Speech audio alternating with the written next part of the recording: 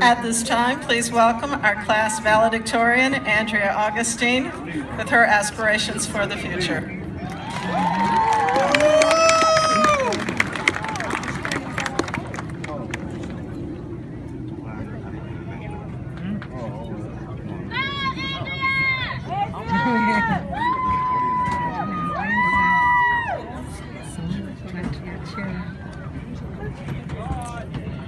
Good evening, everyone. My name is Andrea Augustine, and I am so honored and humbled to be standing before you as your valedictorian for Eagles Landing High School's class of 2017. Before I actually start my speech, I would like to say a few thank yous. First, a huge thank you to the great one above. Without his grace and blessings, I would not have been able to achieve any of what I did. I also want to thank my parents and my sister who have never failed to stand behind me and support me in all of my endeavors. Thank you to all of my teachers, counselors, administrative personnel, and mentors who have guided me through my academic career and helped shape me into the person that I am today. There's this phrase in the Sanskrit language, Mata, Pita, Guru, Devam. It translates to mother, father, teacher, and God. And it places teachers right below God and in front of mothers and fathers. That's the place my teachers, and I'm sure all of our teachers, have in our heart. You all hold my gratitude forever. Finally, I want to thank my friends, ones that I've had from the beginning of middle school to the ones that I made just this year, without whom I would have long gone insane. Now that that little bit is over, I just want to say, this is it, everyone. We are almost done. Literally a few more hours, and we will be high school graduates.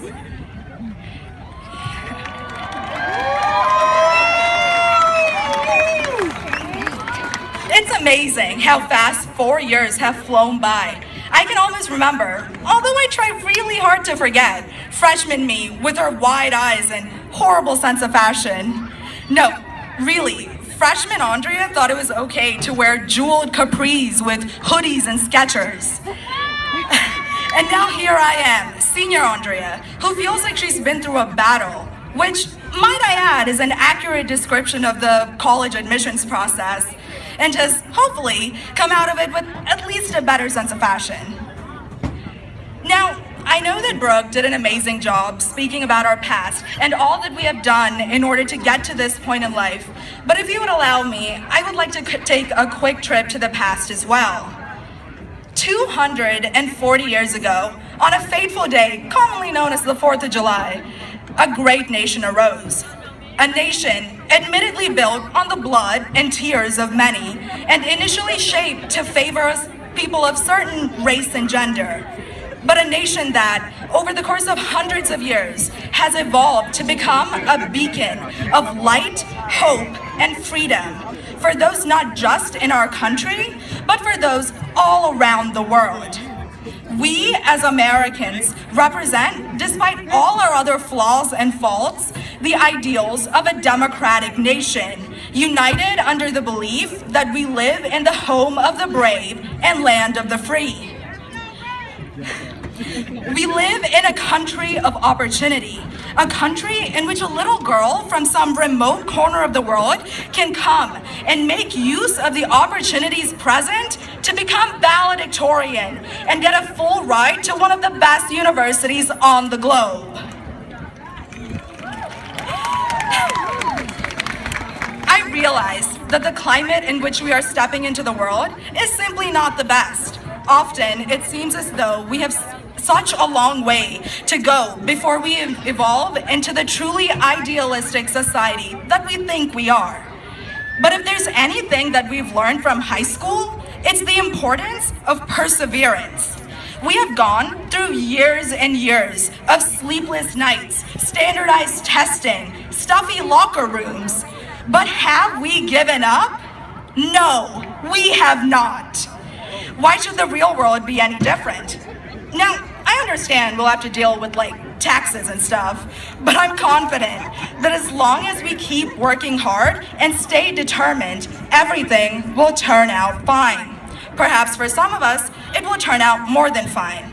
But regardless, I think that the most important thing that we should all keep in mind as we move towards our respective futures is that we need to march out and grab the world by its collar. We have to demand the attention that we need to change our world because no one is going to hand it to us.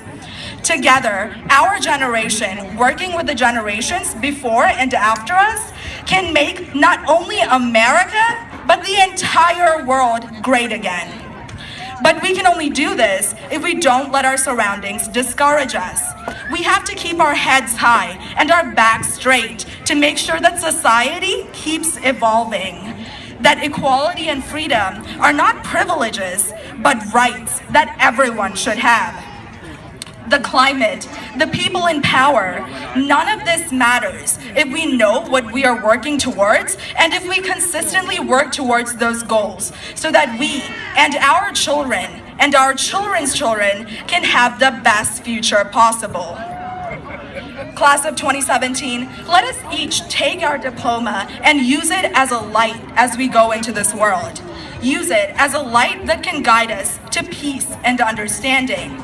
A light that can guide us to change and evolution.